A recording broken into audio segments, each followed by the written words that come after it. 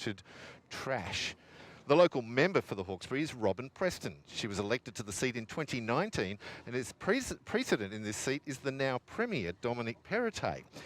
A fortnight ago, Ms Preston delivered a notice of motion in Parliament calling for a change in legislation to allow for the release of a larger volume of water from Warragamba Dam. The water releases and the roles they've played in the flood events is a hot button issue in this electorate, particularly as everybody is bracing themselves for a continuation of La Nina. Robyn, thanks for coming out to Wisemans Ferry and joining Weekends. Good to be here.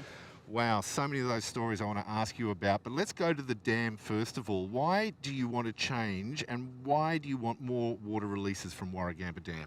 So look, originally 60 years ago, this dam was set up to retain water, so people had drinking water. I just think we have to shift the way we manage this dam so that we consider when there are floods as well. It's only been there to catch water for people to drink and in times of drought. We have floods. We've had 4 floods in 18 months in Hawkesbury, and quite frankly, people are over it.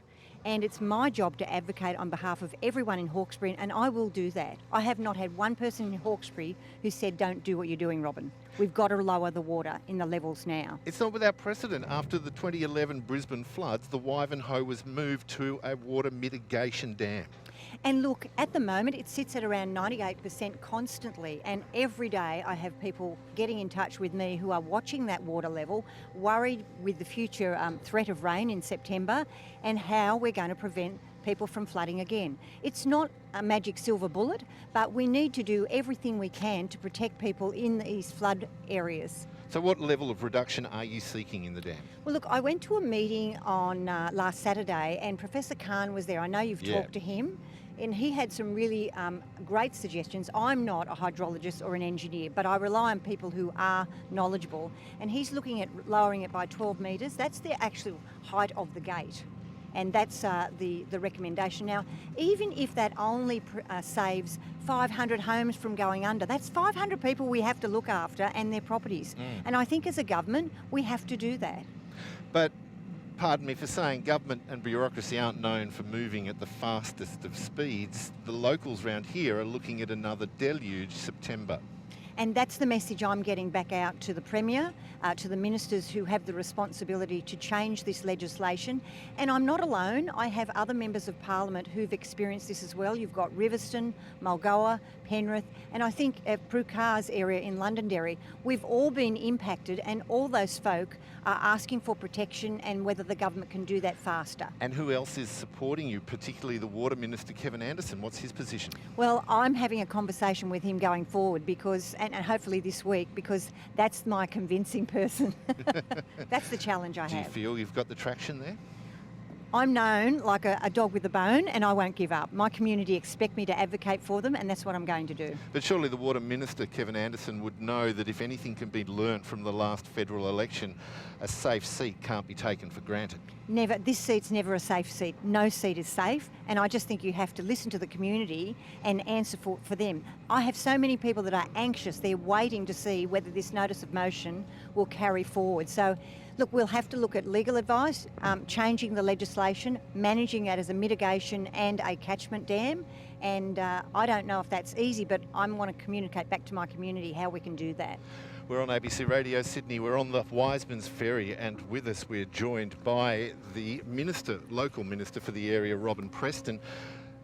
I just correct you on there, on the member. The member, local member, sorry. I elevated you because I want you to actually affect change here, I guess. You heard those stories from people that have stakeholders here. You heard that some aren't getting any money whatsoever. Hawkesbury Helping Hands, the story there of plenty of politicians coming through, but, you know, long pockets, short hands. And look, when Linda and I talked recently, she's got a congested area there. She needs better space, and I'm happy to advocate to see what we can get. She needs to move from those premises to something bigger that she can operate from.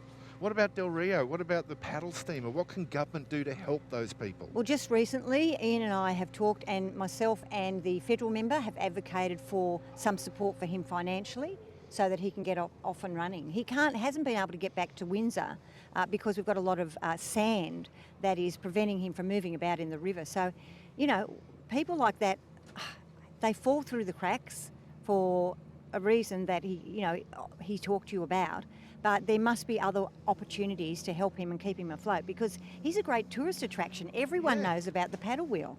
It's interesting, when we drew up the editorial for this, we wondered whether we should revisit some of the stories we held in the first one, and Linda was one of them, but there are others like Rochelle, a mother who has to drive 40 kilometres on a fire trail to get her kids to school. And to be quite frank, she would come on here and tell the same story for the 5th time over 3 years. Why does a mother have to wait so long to get her kids to school?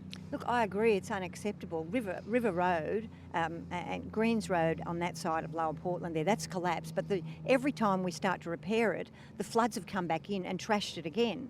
Another reason why we should be lowering the water levels in the dam now so that we can let it out. Robyn, thanks for coming on board the ferry.